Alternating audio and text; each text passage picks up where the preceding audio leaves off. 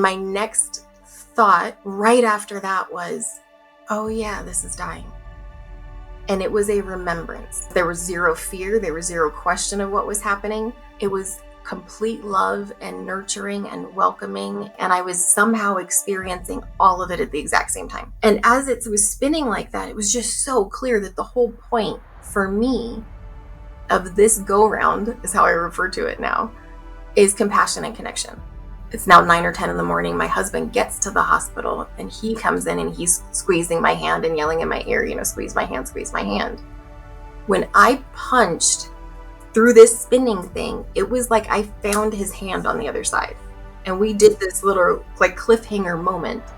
And like before I know it, I am and like sucked back into my body. I am. I am. I am. I am. I am Living God's light.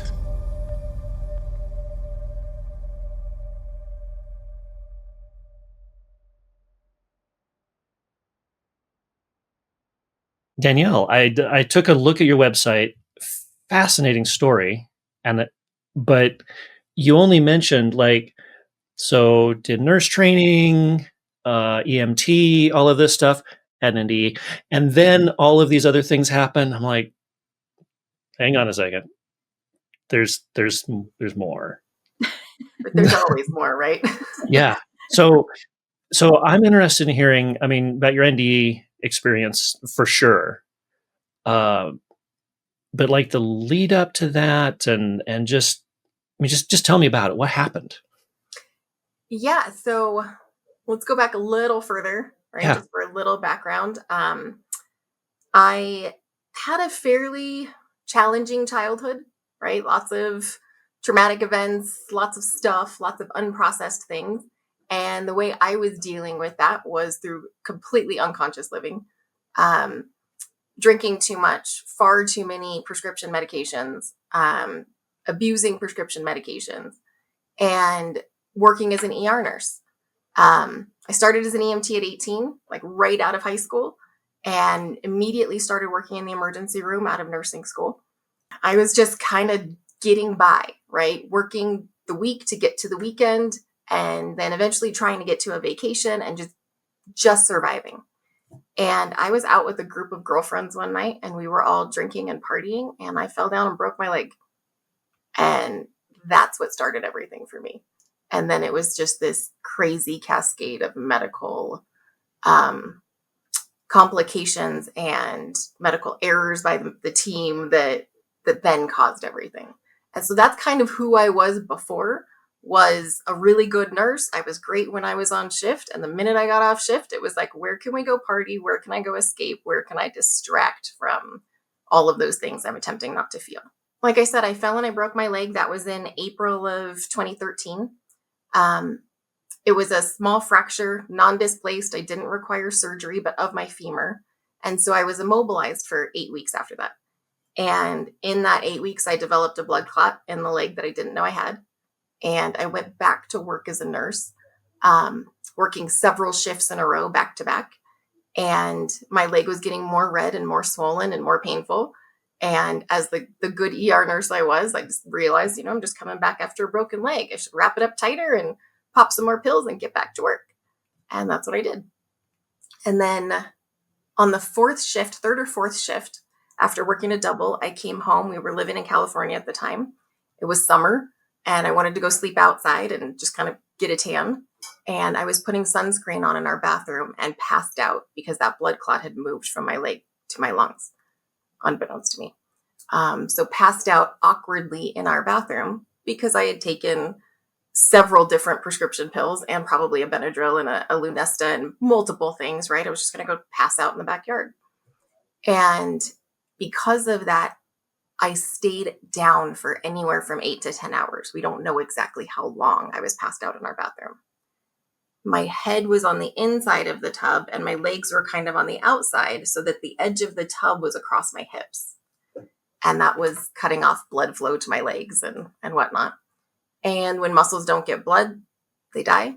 And when that happens, the protein is released into the bloodstream and it clogs the kidneys up. So when my husband came home from work, when his shift ended and he found me, They immediately called 911. They got me to the hospital. We didn't know exactly what had happened. At that point, I could not move my legs at all. I was confused as to what had even happened. And they took me to a trauma center where then they realized I had this huge blood clot in my lungs. I was in kidney failure. And they sent me up to the ICU, put me on blood thinners, to work on that blood clot, and immediately put me on continuous dialysis because my kidneys were not functioning at all. I entered the hospital at 167 pounds, and on day 10, I was up to 209 from fluid overload, even on continuous dialysis. And so a resident decided that she would help relieve some of the pressure on my lungs from all of this fluid in my abdomen by doing a procedure where they drain fluid out of the belly. That only works if you have liver failure, because then that fluid is kind of contained in a sac that you can kind of drain. It's not the same with kidney failure. So instead, when she put the needle in, she just perforated my bowels. And then I leaked stool into my belly for a couple of days before they realized what had happened. Oh my gosh. Yes. So now I've got the blood clot. I'm now septic from stool all in my belly, and my kidneys aren't working already. So it was like the perfect cascade. And so for me, I don't know at what point in 3D reality my NDE experiences took place, because there were multiple resuscitation efforts, near resuscitation efforts. When they first took me to the OR, I, coded on the table. And so I don't know what I experienced exactly then versus what I experienced later when those things happened back in the ICU, as I'm sure Vinney knows, everything on the other side felt like it all happened at the same time. It was all simultaneous. And so it's taken years to even be able to pull out little bits and pieces. So that first surgery, they could not close me back up. They had to send me back upstairs with my abdomen open. And they took me back downstairs 3 times in that first 36 hours, just kind of cleaning out and taking out more intestine and washing things out. Eventually, what I was left with was my large intestine right above my sternum, or right below my sternum, and my small intestine right above my pubic bone with a huge incision down the middle. 10 days later, they had to restart the blood thinning medicine, and that incision bled out. Oh gosh. Yeah.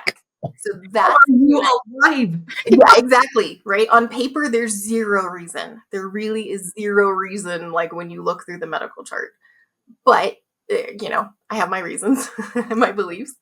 And so that night is when I think that I had the most extensive part of my experience. And I say that because a lot of what happened in 3D reality really ties into what I experienced. So as I was bleeding and they were pumping blood into me, there's, nurses and everyone is around the bed. That was the first night that my husband had gone home. We're about 6 weeks into this hospital admission at this point. He'd been at the hospital the whole time, and his brother took him home. The two of them shared a bottle of Jack Daniels, and he's passed out at home, not answering my girlfriend, who's calling him saying, "Get back to the hospital. Things are not looking good." And so I remember looking up at my monitor, and I had an arterial line at the time, which measures a very accurate blood pressure. And it said 46 over ? And the nurse in me was like, I didn't know it would read that low, thinking about the sensitivity of the machine. And then my next thought right after that was, oh yeah, this is dying. And it was a remembrance. There was zero fear. There was zero question of what was happening. It very much felt like something I had done before. I knew what it was, and it was not the least bit scary. And my husband wasn't there, right? So he wasn't there to say goodbye to. So I never had that moment of out of body and seeing what was happening below me. Once I was out, I was elsewhere. And then everything feels very simultaneous.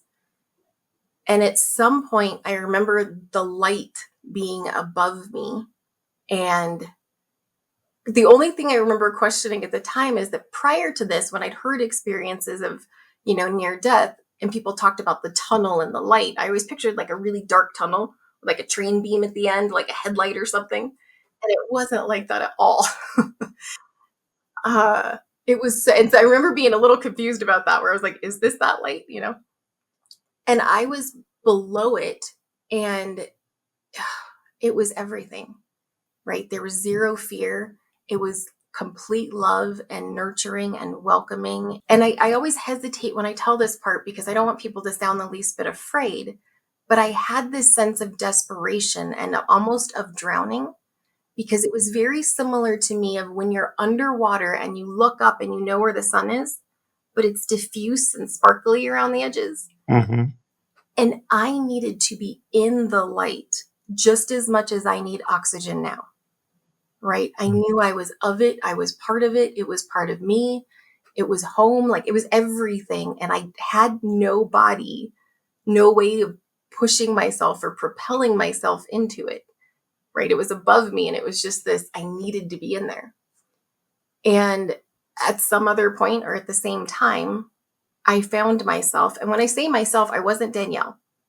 Right. I wasn't this personality. I was outside of that, beyond that.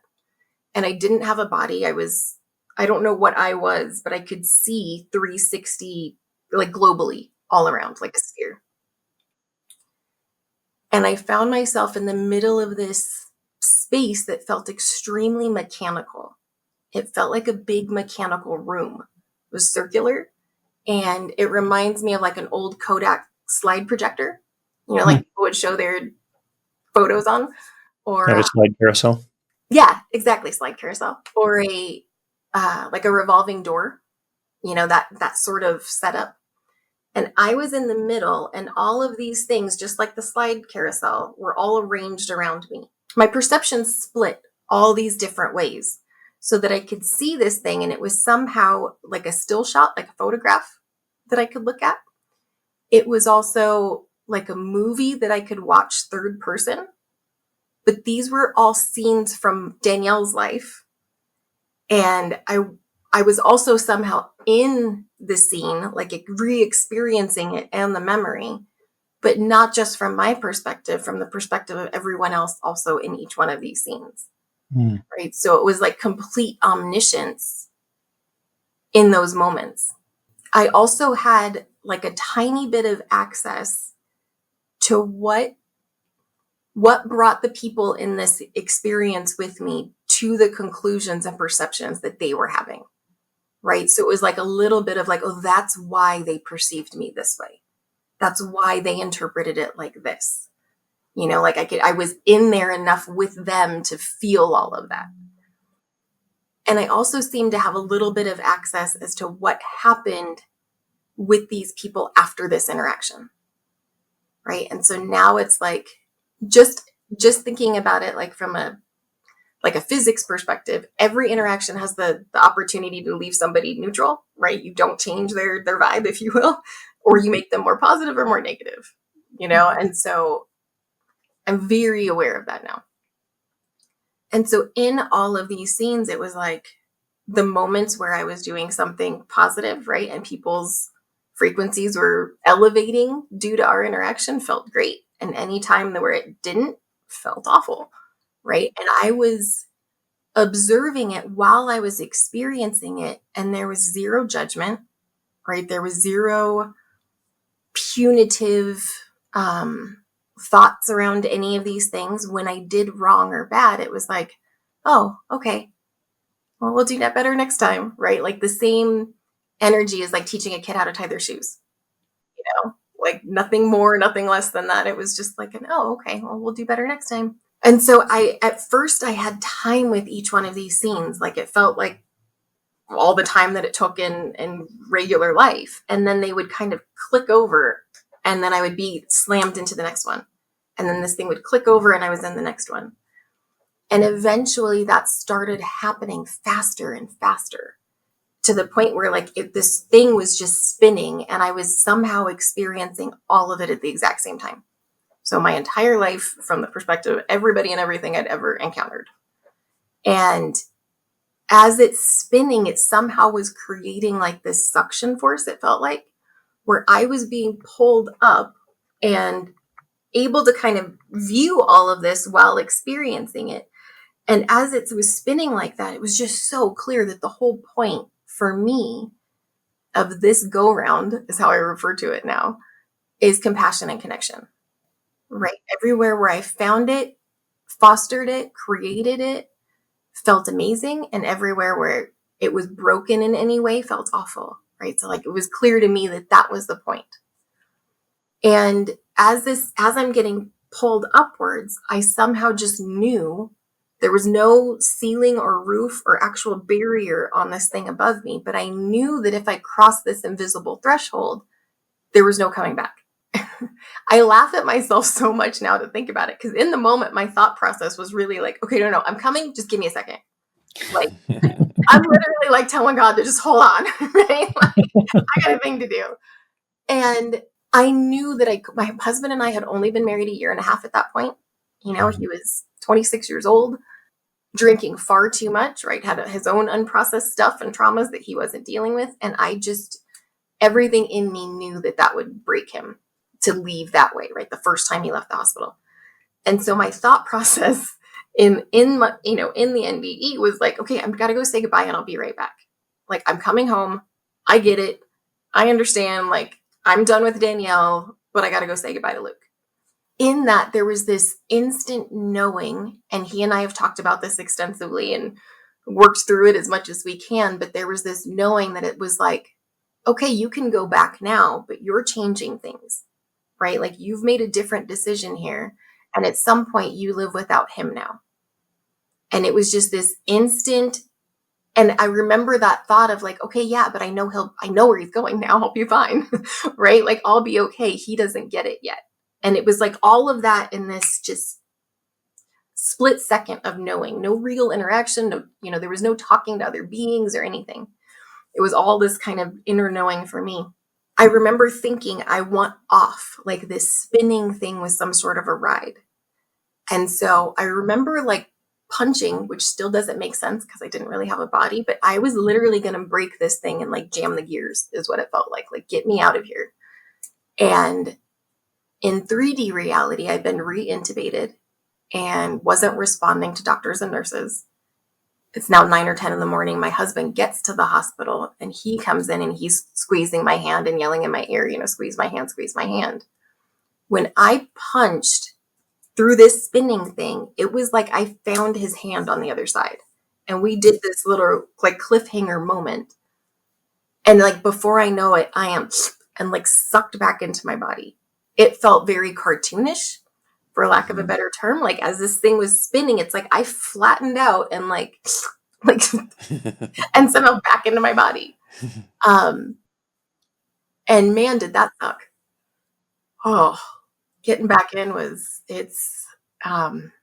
it was very broken at the time. It was extremely painful. Like nothing was really working right in it. And I've tried to explain to people that there is a level of discomfort bordering on pain at all times of being in a physical container, right? Once you've been completely out of that and like free of that, like to now all of a sudden like, whoa, I have to use what? We have to talk? Like, oh, this is so frustrating. And so, yeah, that's it kind of in a nutshell. And so mine is a little different than others that I've heard, with this very mechanical thing. And I never did the above my body. But then there are so many other aspects that are kind of the standard things that we hear from so many of us. So how was my experience? I can empathize the going back in the body. It does feel cartoonish because your soul feels so much bigger than the body. And you do have to like flat out roll up and go in. And it feels so awkward because it's kind of like taking this huge balloon, deflating it flat, rolling it up, putting it back in the body, and then pumping a little air into it. And that's what it feels like. It feels very cartoonish. But yet that's what it is. And that's actually a very common thread with a lot of people that remember they're coming back into their body.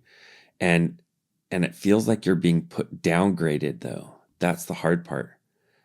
Is to go back in your body, you're being downgraded to 1,000%. And that was the hardest part for me too. Yeah.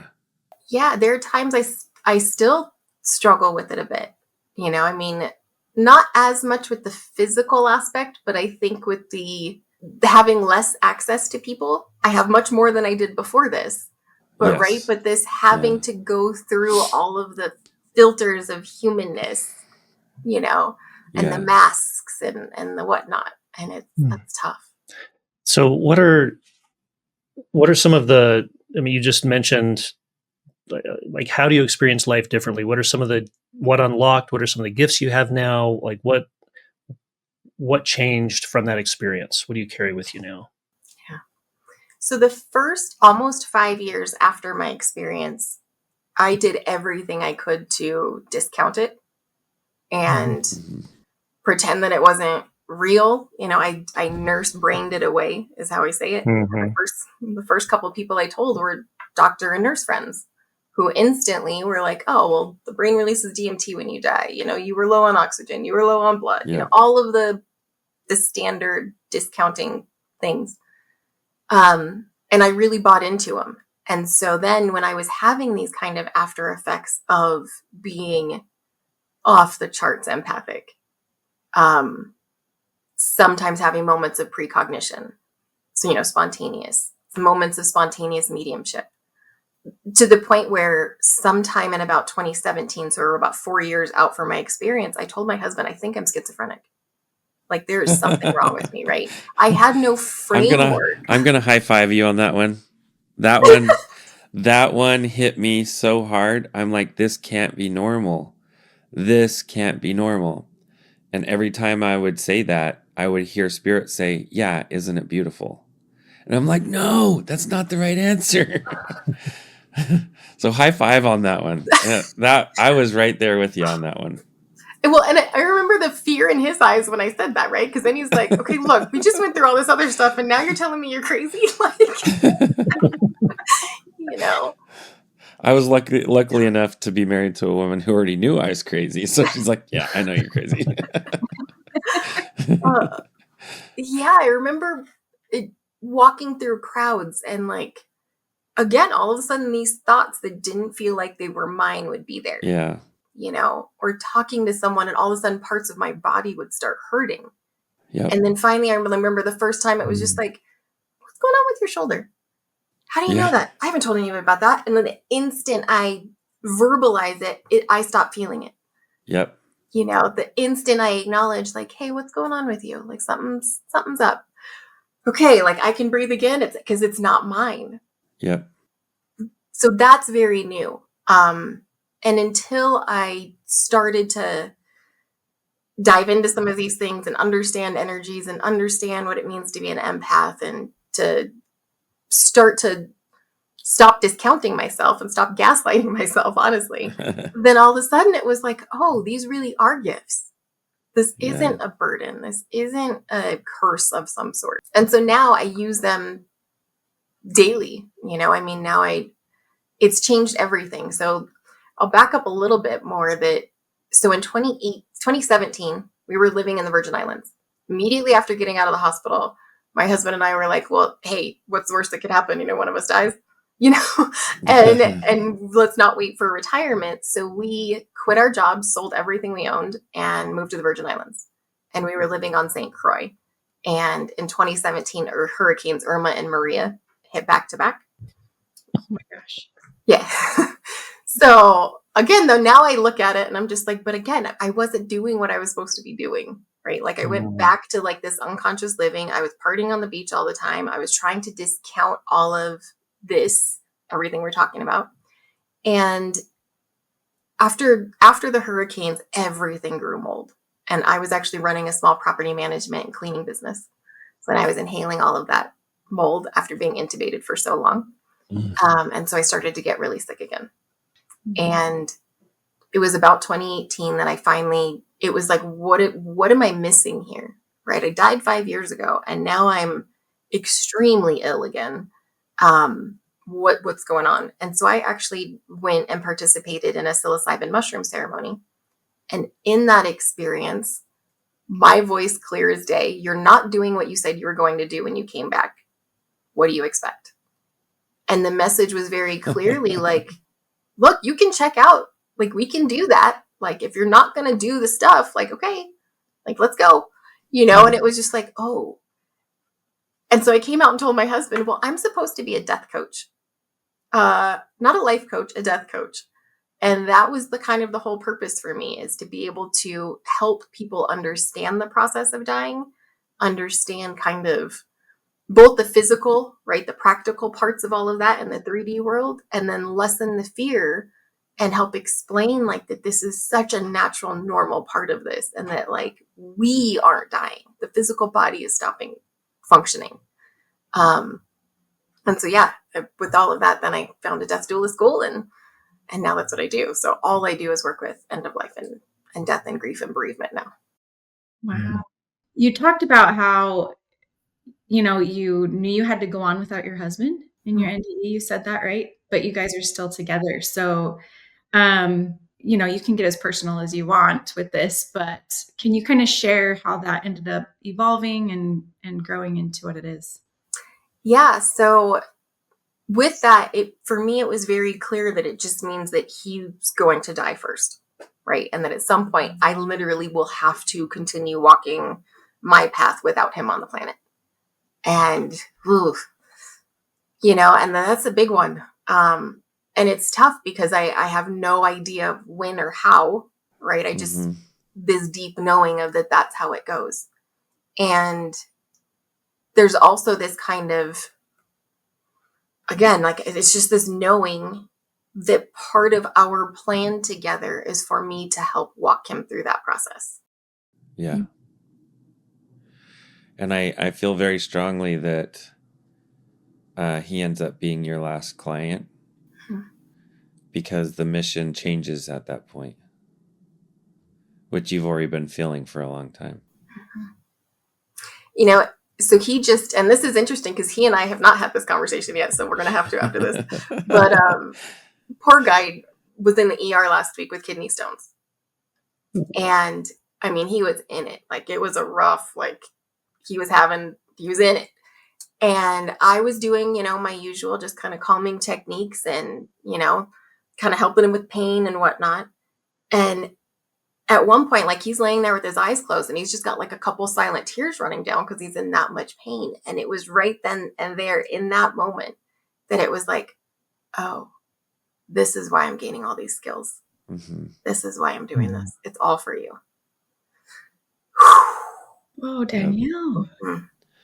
That's your sacred dance, is to be everything that he needs you to be on his way out. One fine day. Yeah. Maybe a distant day in the future. Maybe. Fingers crossed, right? Hoping for distant. But yeah, it's and it's a really strange thing to hold, and it's scary and it's sad and it's beautiful and it's an honor and it's on your life mission though. It shows up on your life mission. I can feel that very strongly. Yeah. It that was just last Monday that all of this was just like that in that moment of like, oh, okay. Okay. That's a lot. A lot. And, I think when you explore death, you've explored it way more than me, but just, exploring the idea of it and what comes next and really exploring that, your loved ones, even the ones you choose to be your life partner, could possibly go. And I think there's a reverence and a beauty in holding that I'm going to be okay. Yeah. God has got this and I trust in it. And so, wow, thank you for sharing that. That's big. So thank you for sharing that with us. Yeah. Yeah. Thank you guys for helping me hold it because it's a big one. Yeah, that is a big one.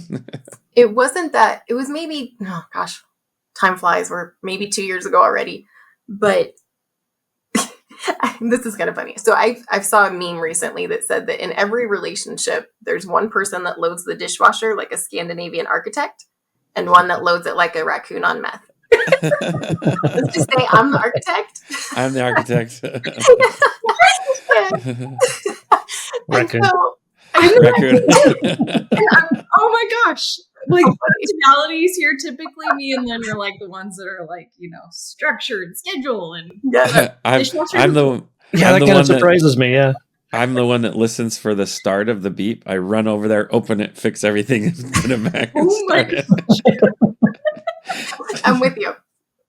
And so one day I had come home from working with a client and I was angrily rearranging the dishwasher. Right. Like, why do I have to do this every time?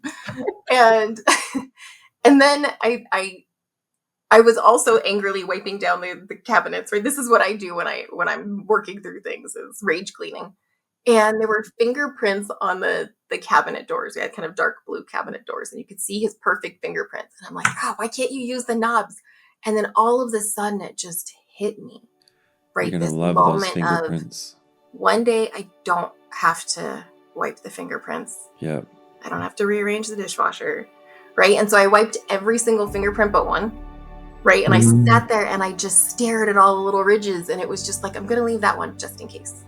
And so it's hard to hold and walk around with all the time, and it's beautiful.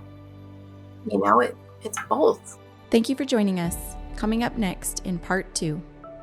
What can we leave here? For every other journey that we take, we pack before we go. This final journey, the whole goal is to unpack as much as possible, right? What can be left here? One of the best parts about what I do is that I don't remember all the times that Grandpa got drunk and got mean. None of that is there for me. I am just here right now, soul to soul, not roll to roll. It's just us getting to see people, to feel people on that level. Oh, it's such a gift.